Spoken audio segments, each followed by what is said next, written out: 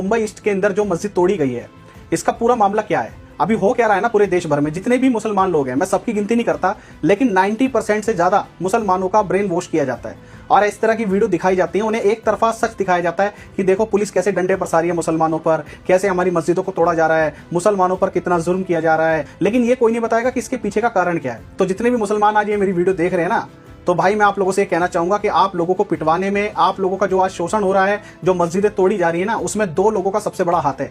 एक तो आपके मौलानाओं का और दूसरा जो सेकुलर नेता है उनका। अब आप कहोगे ऐसा कैसे? सेकुलर जितने भी नेता है वो तो हमेशा हमारे हक की बात करते हैं। तो भाई वो आपके हक की बात नहीं करते, वो आपको बेवकूफ बनाते हैं।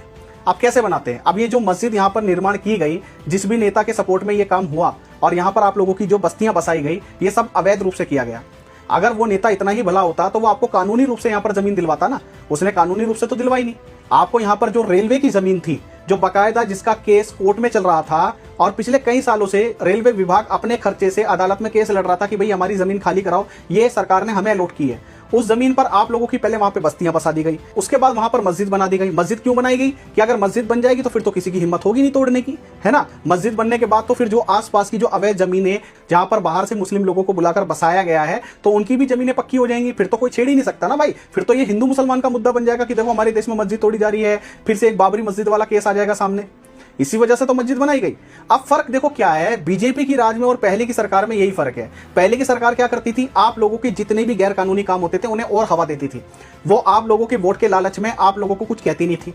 आप लोगों से डर उन्हें इतना लगता था कि मुसलमानों को वोट ना चला जाए, भले मुसलमान किसी की हिंदू की लड़की को उठा लाए, किसी का धर्म परिवर्तन करा दे, किसी के खाने में थूक मिला दे, किसी का गला काट दे। अगर कोई मुसलमान आतंकवादी पकड़ा जाएगा तो उसे ये कहेगी कि देखो आतंकवाद का कोई मजहब नहीं होता।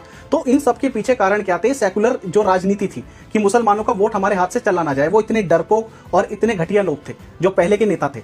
अब बीजेपी की राज में क्या है, बीजेपी को पता है भाई मुसलमान तो उन्हें वोट देता नहीं है, और बीजेपी का एक सीधा फंडा है कि भाई ना तो कहीं भी अवैध कब्जा चलेगा, ना ही इस तरह की कोई गुंडागर्दी चलेगी, ना ही ये माफिया राज चलेगा। आप उत्तर प्रदेश में देख लो, उत्तर प्रदेश के अलावा आज की डेट में उत्तराखंड में देख लो, उत्तराखंड के अलावा आप झारखंड में देख लो, जहां जहां बीजेपी की सरकार आती जा रही है। पश्चिम बंगाल में देख लो, वहां पर भी रद्द कर दिया गया कि सड़क पर नमाज नहीं पढ़ी जाएगी। तो मेरे जितने भी मुस्लिम भाई ये वीडियो देख रहे हैं, भाई बस मैं आप लोगों से ये कहना चाह रहा हूं कि आप लोगों का सबसे बड़ा जो शोषण किया जा रहा है, आप लोगों के साथ जो सबसे ज्यादा अत्याचार हो रहे हैं, उसके पीछे कारण आप ही की कौम के लोग हैं, आप ही की मौलाना है और वो सेकुलर नेता है जिसने आज तक सिर्फ आपको वोट के लालच में आपको बेवकूफ बनाया और इसके अलावा कुछ भी नहीं किया। जितने भी मेरे हिंदू भाई ये वीडियो देख रहे हैं, अगर आपके भी मुस्लिम कोई परिचित है, उन्हें भी वीडियो भेजो, जिससे उन्हें भी सद्बुद्धि आए, वो समझ सके कि उनका असली दुश्मन कौन है, बीजेपी है या उनके अपने लोग। जय श्री राम।